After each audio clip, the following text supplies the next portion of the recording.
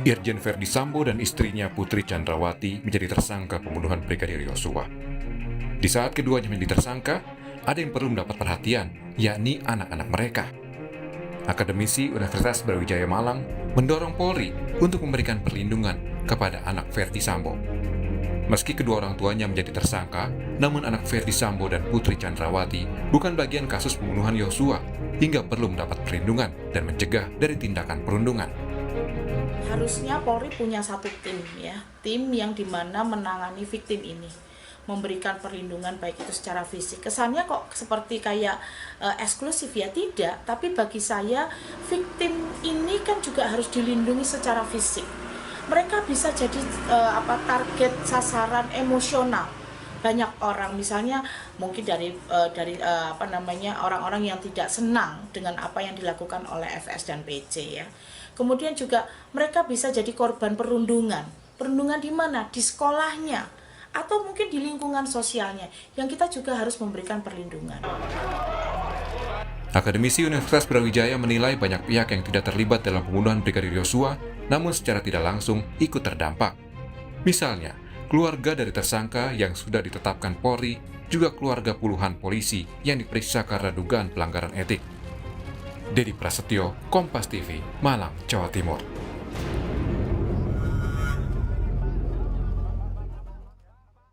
Saudara, setelah orang tuanya jadi tersangka, bagaimana nasib anak-anak Irjen Verdi Sambo dan seperti apa kemudian perlindungan terhadap mereka? Kita bahas petang hari ini, saudara, bersama dengan Ketua KPAI Susanto dan juga kita bersama dengan pengacara dari keluarga Brigadir Yosua, yakni Kamarudin Simanjuntak, dan kami juga berupaya untuk bisa bergabung dengan keluarga dari Brigadir Yosua, yakni Rohani Simanjuntak. Nanti ia akan lebih banyak kita gali soal seperti apa sosok keluarga Irjen Verdi Sambo di mata keluarga.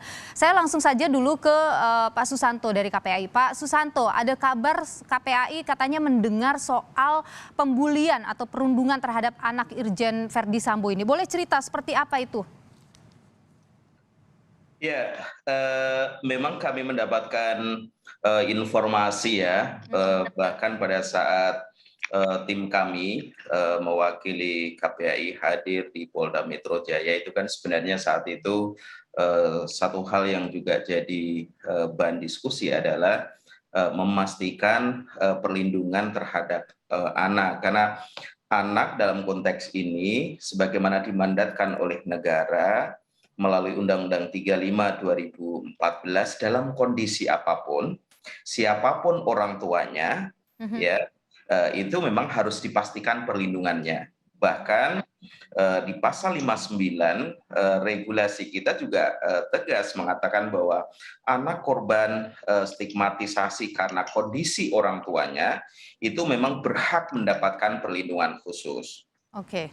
Nah, perlindungan khusus seperti apa? Satu, bentuknya adalah konseling, yang kedua rehabilitasi sosial, dan yang ketiga adalah pendampingan. Itu mandat negara. Jadi konteksnya sebenarnya bukan hanya karena ini anaknya Pak Verdi Sambo.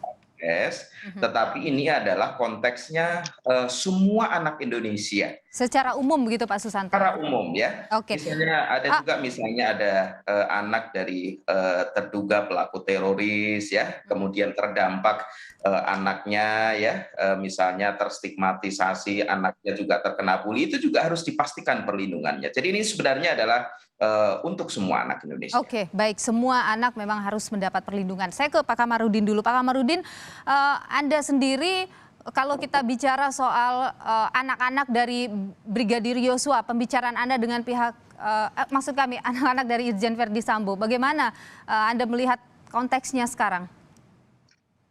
Jadi benar, pada tanggal 16 Agustus 2022 pukul 11, saya Pak Kamarudin. Baik. Kepada Dirtipidum dan Dirtipideksus, saya minta jangan alasan anak menjadi hukum kita tidak tegas. Oke. Lalu saya minta kalau misalnya karena alasan anak alasan anak ya, saya bersedia mengadopsi anaknya Ferdi Sambo dan saya berjanji akan menyekolahkannya kepada Kenapa Anda berpikir untuk mengadopsi? Ini serius, omongan yang serius dari Anda. serius karena kita kan menghukum atau misalnya mengadili Ferdi Sambo nanti sama istrinya bukan karena kebencian tetapi karena aturan hukum. Tetapi anak-anaknya kan harus dilindungi karena anaknya kan tidak terlibat dalam perbuatan ayah ibunya. Jadi itu harus dipisah. Oke, jadi ini bukan basa-basi seorang Kamarudin begitu ya Pak Kamarudin? Kita Ya? serius. Jadi anak itu tidak boleh menjadi korban akibat perbuatan ayah ibunya. Harus dipisah itu. Oke, Dan oke, jika baik. Pak Ferdi Sambo sama istri bersedia menyerahkan anaknya kepada saya untuk saya adopsi, saya berjanji akan menyekolahkannya dan membimbing serta mendidik dan mengajarnya dengan baik. Oke, saya ingin ke Pak Susanto dulu. Pak Susanto, kalau secara aturan perlindungan kepada seorang anak yang orang tuanya berhadapan dengan hukum, itu perlindungan seperti apa sih Pak? Ya, tentu memang perlu kajian dan telaah lebih komprehensif ya. Pertama tentu kondisi anak seperti apa. Yang kedua apa jika dalam konteks pengasuhan tentu hingga derajat ketiga ya, keluarga terdekatnya. Kalau memang kedua orang tua memang tidak memungkinkan karena kondisi tertentu, katakanlah berhadapan dengan hukum, apalagi kalau kemudian yang bersangkutan cukup lama ya, katakanlah divonis misalnya, sehingga tidak mampu dari sisi waktu dan kapasitas melakukan pengasuhan.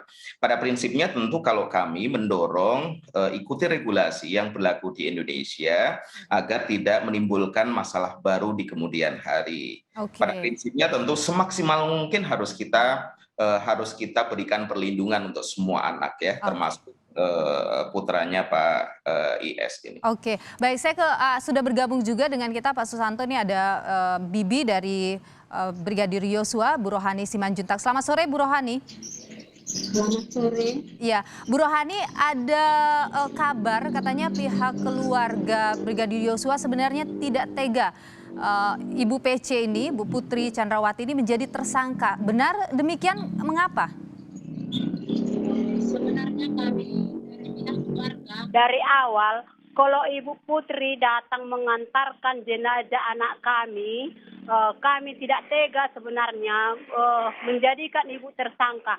Tapi karena dia selalu berbohong, tidak ada kejujuran dengan Ibu Putri. Bahkan kami memohon kepada dia agar dia memberitahukan apa sebabnya anak kami tewasnya di rumah dia gitu.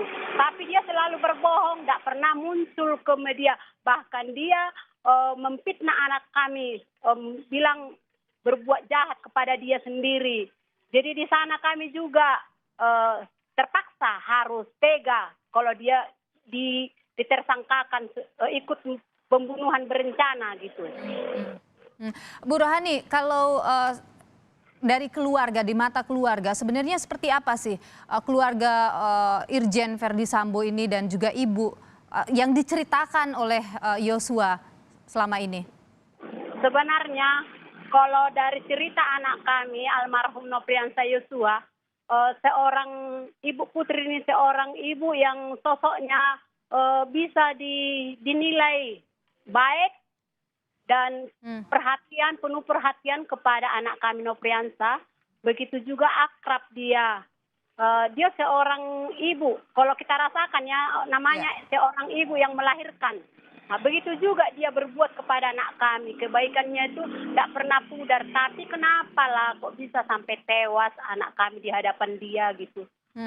Baik, jadi sangat sebenarnya baik selama ini dikenal. Baik. Tapi ya. mengagetkan ketika peristiwa ini terjadi. Tapi kalau anak-anak Pak Ferdi Sambo dan Ibu PC ini seperti apa yang selama ini diceritakan?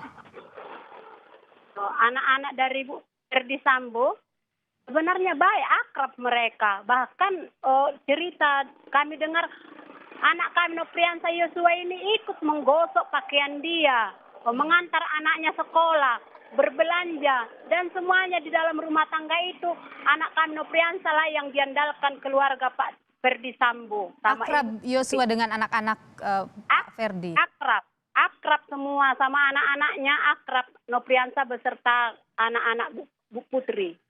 Sekarang kalau kita lihat proses hukumnya kan Pak Ferdi Sambo dan juga Ibu Putri ini dua-duanya sudah ditetapkan sebagai tersangka dengan pasal pembunuhan berencana. Hukumannya itu berat sekali. Kondisi anak-anak menjadi perhatian. Bagaimana keluarga melihat ini, Bu?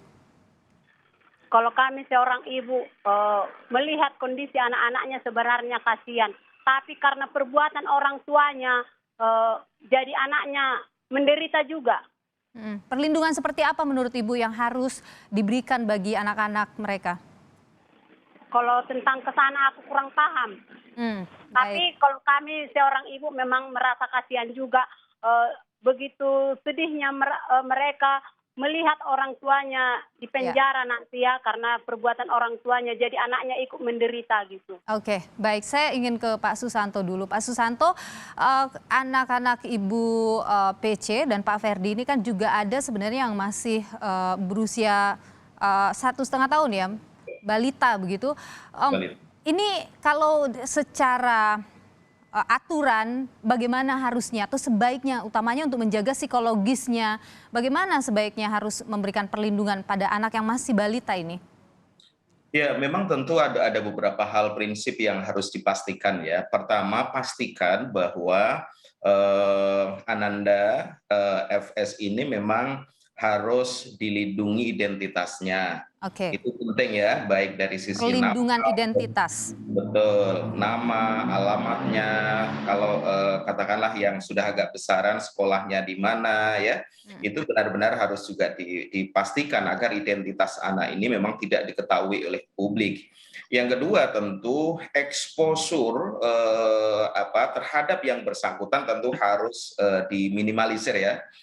Kenapa? Karena ini semata-mata untuk menjaga yang bersangkutan agar nyaman, tumbuh kembangnya tidak terganggu. Karena dikhawatirkan bagi orang yang tidak kenal menjadi kenal gitu ya, pada saat katakanlah ketemu di tempat tertentu menjadi sorotan, bahkan juga memiliki katakanlah ada potensi kerentanan lah bagi yang bersangkutan, mungkin malu, bisa juga ada potensi ejekan atau bully dan lain sebagainya. Makanya memang kita harus secure mungkin memastikan perlindungan terhadap identitas yang bersangkutan. KPAI akan mengambil sikapkah di sini? Nah, ini memang concern kita ya. Ini concern kita. Tentu secara teknis kalau dari sisi dari sisi rehab, jika memang berdasarkan telah ahli memang dibutuhkan rehab, pendampingan dan sebagainya, tentu ada instansi lain yang memang diberikan kewenangan seperti UPTD, P2TP2 itu memang yang in charge untuk melakukan itu. Tetapi pada prinsipnya bahwa ini harus kita kawal bersama sesuai dengan tupoksinya masing-masing. Kenapa? Termasuk juga memastikan satuan pendidikan ya, terutama bagi yang memang masih bersekolah ya, itu harus dipastikan juga memberikan perlindungan, dukungan dukungan teman-teman ya, menghindari bully dan lain sebagainya, itu memang harus juga dipastikan. Baik. Saya ingin ke Pak Kamarudin. Pak Kamarudin, kabarnya Anda juga akan ada 5 laporan yang akan Anda bawa ke Barreskrim Polri. Apa saja itu? Betul, laporan pertama mengenai mereka membuat laporan palsu melanggar pasal 317, 318 KUH pidana. Yang keduanya itu mereka melakukan obstruction of justice melanggar pasal 221, 223 dan provokasi jahat pasal 88. Laporan yang ketiga adalah mereka menyebar hoax atau informasi bohong melanggar Undang-Undang ITE dan pasal 14 ayat 1 Undang-Undang Nomor 1 tahun 1946. Kemudian laporan yang berikutnya adalah pencurian, baik itu barang-barang, dompet, laptop, sama handphone. Kemudian sama uang dan rekening. Yang kelima itu gugatan perbuatan melawan hukum secara perdata ya. Baik. Baik. Nah, apa urgensinya Pak? Padahal kalau kita lihat sudah menjadi tersangka baik FS maupun Ibu PC. Sebenarnya kita tadinya kan tidak mau membuat laporan yang lain, tetapi karena kita mengundang Pak Ferdi Sambo sama Ibu PC untuk segera sadar dan bertobat, tetapi yang bersangkutan terus membangkang dan mengutus Patra Mjen menyebar hoax setiap hari dengan mengatasnamakan bahwa dia adalah lulusan International Essex University, maka yang ada di otaknya cuma seks melulu disebarkan Baik, kemana-mana, sehingga kita perlu membuat pelajaran yang tegas melalui instrumen hukum. Oke, baik. Jadi Anda ingin agar kemudian ada hal yang perlu diingat begitu, bahwa ada pelanggaran lain dalam kasus ini begitu ya. Baik. Betul, Saya ke Bu Rohani supaya dulu. beliau sadar gitu. Baik, agar sadar. Bu Rohani, terakhir mungkin pertanyaan saya untuk Anda dan keluarga. Seperti apa harapannya terkait dengan kasus ini? Sudah ada 5 orang tersangka, termasuk juga tentu adalah bagaimana dengan perlindungan anak-anak dari Verdi Sambo? Apa yang Anda harapkan terkait hal itu? Kalau kami mengharapkan ya secepatnya kasus ini diungkap itu aja. Karena kami juga sudah bosan mendengar berita-berita ini. Oke. Kalau tentang perlindungan kepada anak itu, ya kan keluarganya kan ada. Perlindungan kepada anaknya, anak orang tuanya mungkin ada, neneknya. Oke. Gitu kan. Baik, kalau tadi soal yang sudah disampaikan Pak Kamarudin soal akan melaporkan ada 5 laporan baru, keluarga mengikuti itu, setuju begitu? Ya kami setuju dari keluarga. Baik, terima kasih. Saya ke Pak Susanto. Pak Susanto, singkat saja, apa yang kemudian Anda harapkan perlindungan bagi anak-anak dari anak-anak Verdi Sambo ini? Apa langkah konkret yang akan diambil oleh KPAI? Ya, tentu memang harus memastikan beberapa hal termasuk juga pemenuhan hak dasar dan perlindungan khusus ya. Oke. Bagi anak yang bersangkutan, jangan sampai kemudian kelangsungan pendidikannya kemudian terhambat ya. Itu yang harus dipastikan ya, aspek kesehatan fisik, mental itu juga harus dipastikan. Selain beberapa hal tadi yang kami sampaikan ya. Dan ini penting, yang pasti bahwa dukungan semua pihak itu memang harus punya peran yang signifikan bagi yang bersangkutan, karena pemberitaan keluarga FS ini kan memang sangat masif ya, sehingga ada potensi ketidaknyamanan bagi putra putrinya. Baik, tentu semua harus kita harapkan berjalan sejalan ya proses hukum, tapi perlindungan bagi anak-anak mereka juga harus menjadi perhatian. Terima kasih Pak Susanto, Ketua KPAI, Pak Kamarudin Simanjuntak, pengacara dari keluarga Brigadir Yosua, dan juga Ibu Rohani Simanjuntak. Terima kasih, sehat selalu.